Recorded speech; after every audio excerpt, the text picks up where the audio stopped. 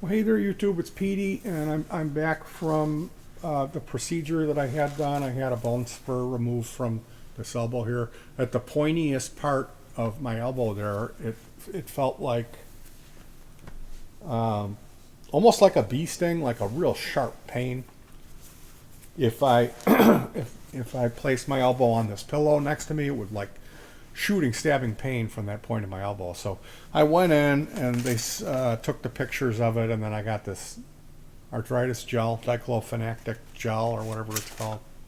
And that was a placebo. So I dealt with it for another year, and then I complained to my wife and said, let me go see another doctor, because it would kind of, like, it would be like okay for a while, but you could still tell something was wrong, and it doesn't feel right if you touched it. And then it would go off, and it would be like this super pain for a month or so.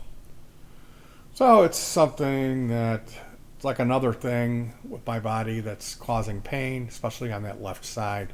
So I wanted to go back and talk to a doctor who would be decent enough to do his job and remove it. And we ran into that guy, this Dr. Erickson. He was just fantastic. He was a older guy, real charismatic. Like, you just wanted to like this guy because he was older, because he was nice, you know. So he set it up, and my wife was doing phone calls back and forth with my primary and then this office, and nobody really gave her the information she needed. So then at the last minute, they called and they're like, you need to have all this stuff done, EKG testing and your labs testing and C19 testing. So that was a little bit, the whole thing was kind of a little bit like they don't really have their act together.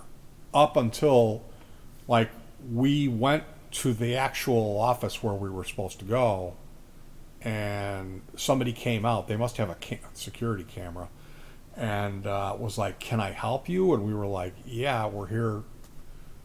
And nobody's in the office where it said to check in. It was like check in, or, surgery pre-op waiting room.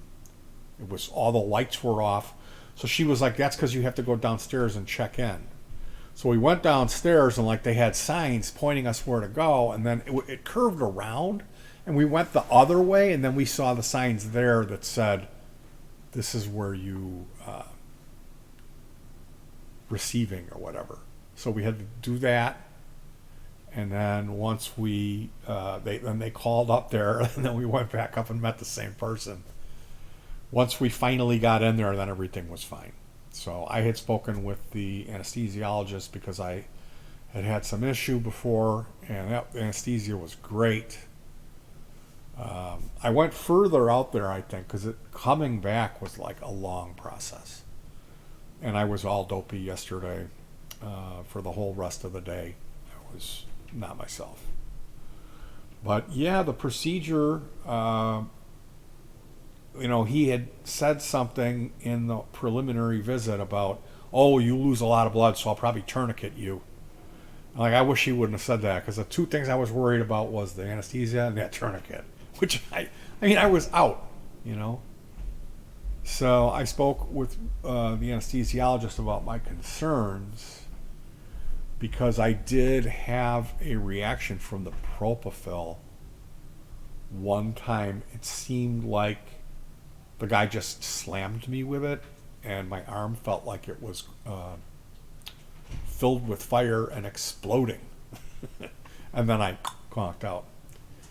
So she said, well, I'll give you something in between, and then I will give you the numbing medicine, and then I'll give you the propofol. And it's like, well, that, I don't, this anesthesiologist, first anesthesiologist, is a whole nother story. I won't even bother you with that, but it was bad. Everything with that guy was bad. Everything with it was bad.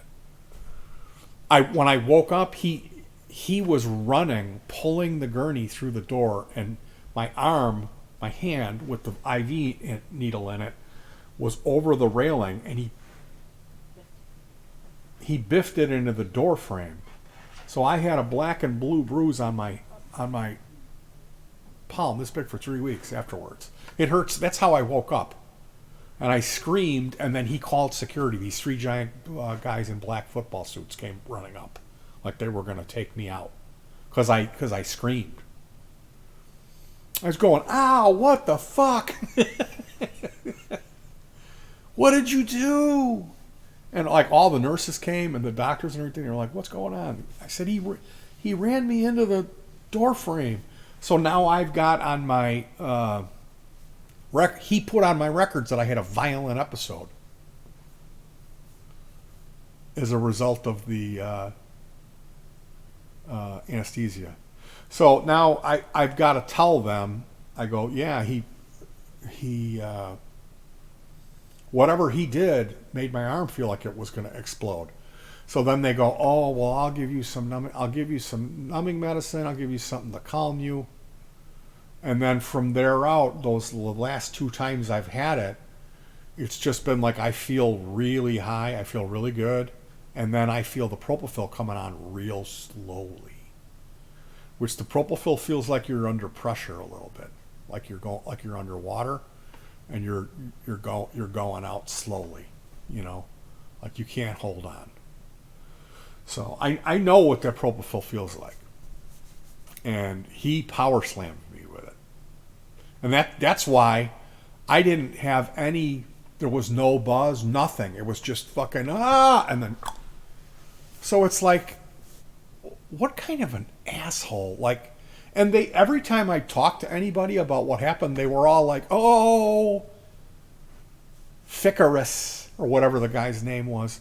This guy, they were like, the girl nurses were like laughing about him, like, yeah. He's a feisty one, And he was late. They were all pissed. Where is he? And then he came in, his hair was all like he just got out of a shower. I'm like, oh, hold on, the gas is in my car, in my trunk. Like. So anyway, it could have been a lot worse than it was. It wasn't. Like I said, I was nervous. When you have a bad experience, see, like, my dad was malpracticed. He was choked out on his own bridge. He asphyxiated to death because a nurse took a tube and tried to suction his throat, but crammed his bridge, his dental bridge for his false teeth, into his throat and killed him. So coming off of something like that, when you know these people fucking make all kinds of mistakes and do stupid shit because they're human beings, it's a little different than if that hadn't happened to your dad. You know what I mean? It's like I go, yeah, I got a little bit of white coat, and they go, oh, do you? Oh, yeah, we all do. And it's like, no, you don't want me to tell you this story, because I will. I'll stop, and I will tell you the story, and it's going to take 5 minutes, and you're not going to like the punchline. So I've done that. That's my trump card, is like, if they, oh, it's okay, honey. If they do that shit, oh, no. You're going to sit down for story time with Petey. Sit down. So he came in, and we talked to him. The old Erickson is his name, and he was just great. Then he left, and then he came back in after the anesthesiologist, and he was like, if you'd like me to, it's up to you. I can pray for you. And I was like, oh man, that would be awesome. So he laid hands on me and prayed, which, man, I can't remember the last time somebody put their hands on me and prayed, but it worked. It just broke me down. I was crying, and I felt just fantastic. So they jacked the gurney up real high, so it's like you're in a 4x4. And then this big nurse pushed me out of there, and she was going for it. It was like micro machines, like mega power wheels. I was tearing ass through the hospital. I was going wee around the corner, so it was so much fun. It always reminds me of Pink Floyd, On the Run. If you've ever seen that, where they put the camera on the gurney and pushed it around the hospital in London, that footage that they show at the concerts. You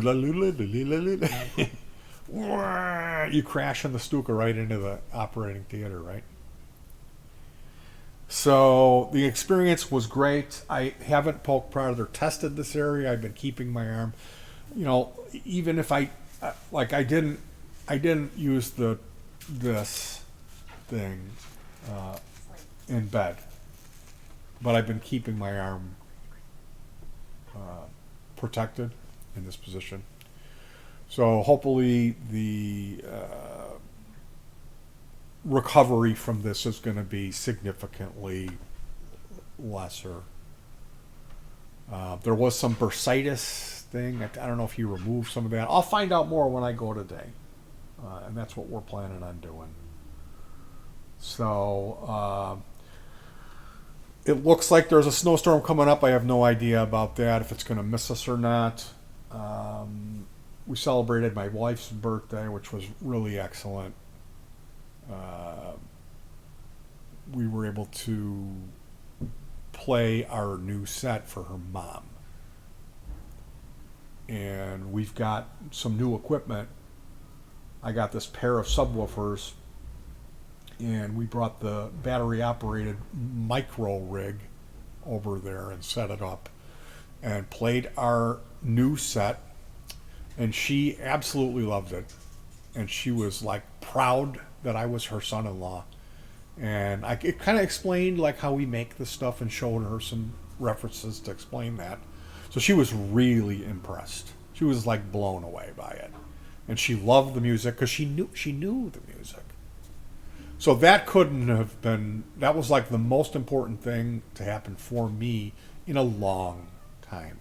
Really wanted to be looked at her through her eyes with favor. You know, she's like my last living relative.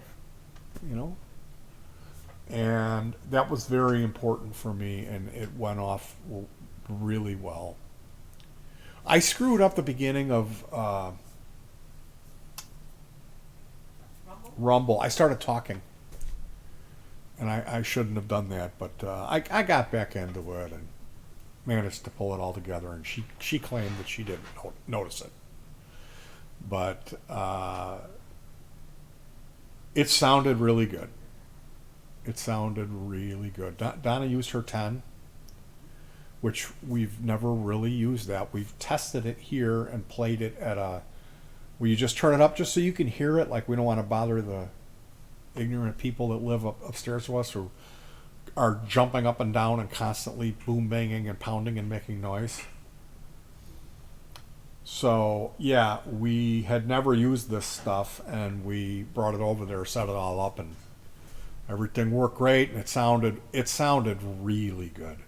I gotta tell you, I was like, wow, with these subs and that little 10, how good that 10 sounded in there. So I'm super stoked about next year. I gotta get this thing healed up. We got a new computer, which is a Windows 7 machine with 6 gigs of RAM. So I'm going to be tinkering with that. I'm going to replace the thermal and do a fresh install of Windows 7. I believe the fan gets a little squawky, so we'll replace the cooling fan. And then it's nice to have Windows 7 backup computers for me, because I have some older software that likes that operating system. So everything's great. The procedure couldn't have been better. We had a really good experience with my wife's Christmas party. They were all raving about Ganti, about how great she is at this job. And the younger people were saying all this really nice stuff about her where we sat. And then some of the older people and the bosses came down specifically to sit by Donna and this love fest about how great my wife is. Now, I had went in there the day she applied for the job. I got glasses there, and I told them, I said, you know, you'd be a fool to take a pass on her. And I explained why. I gave all these bullet points. And the woman said, you came in there that day and everything you said was true.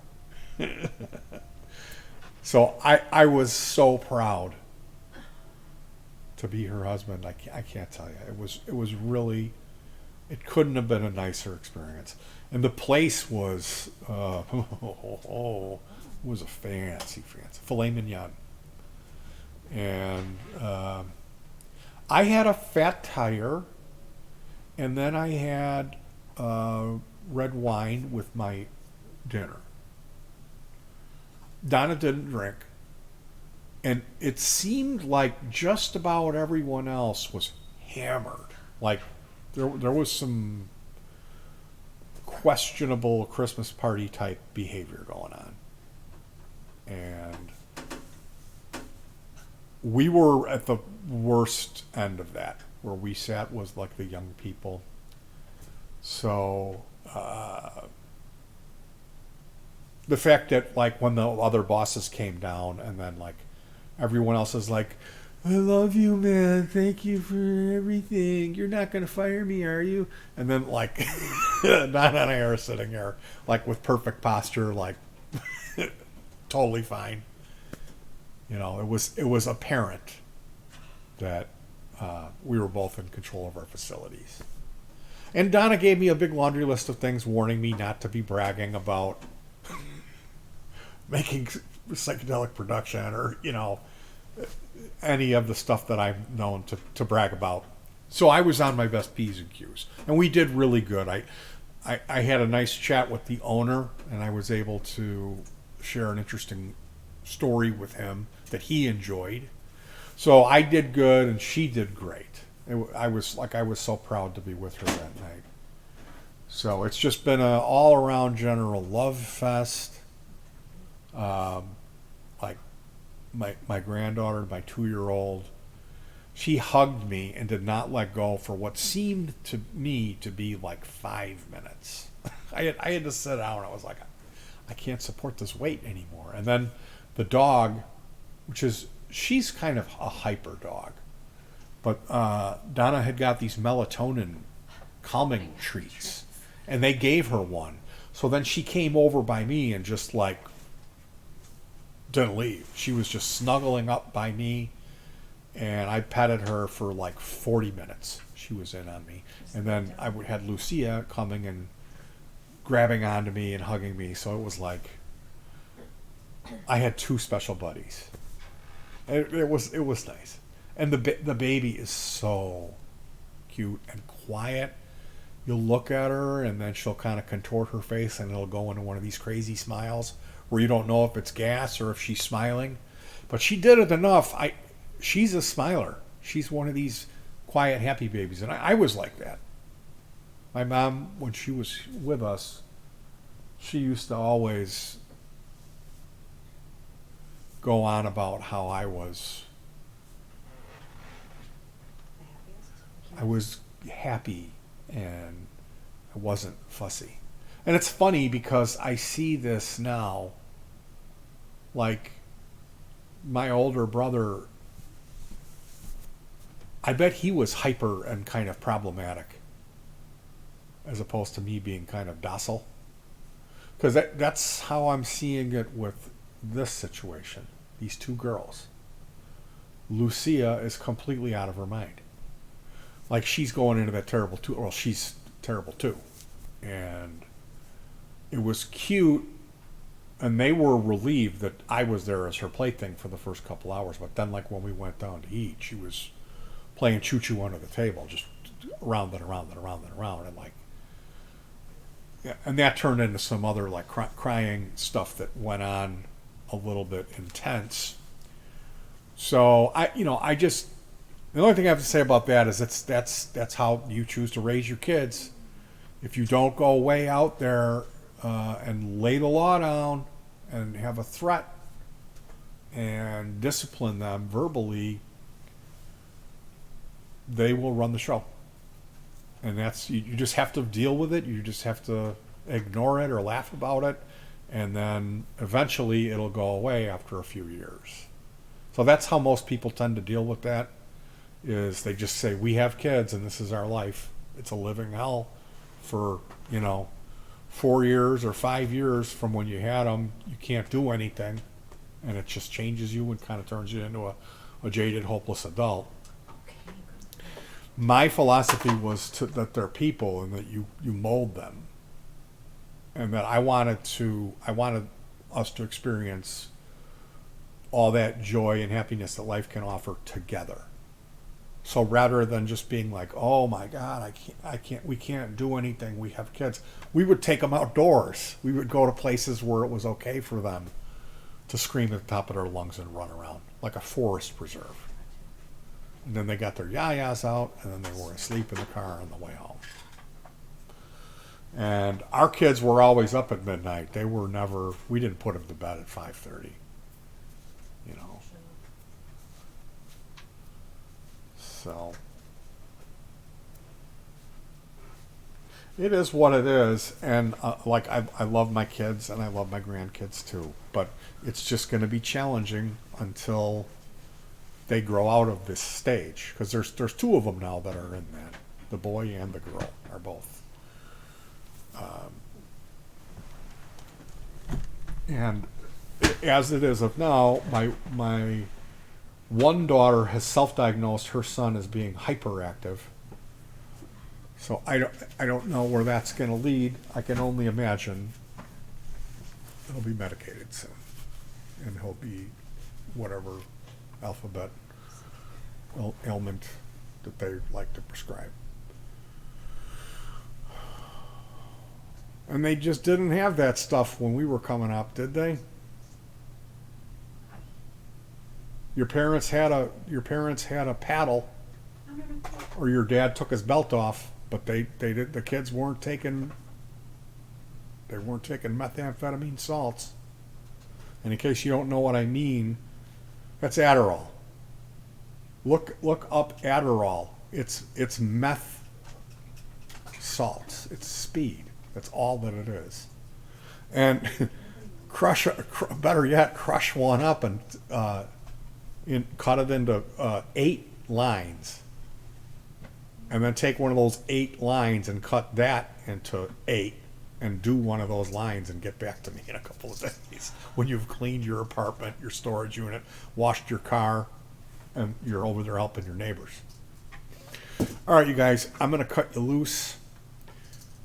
Stay safe for the holidays. Remember, if there's people that are going to be there that are going to want to lord their authority over you because you're unable to work or whatever it is, just look them in the eye. Don't let them get away with that. You give them a firm smile and a nod and wish them Merry Christmas. That's the best you can do. And if they want to lay into you, you just say that it's not really the most appropriate topic for conversation at a holiday thing, is whether or not you're working or not. It's just not the time to talk about it. You know?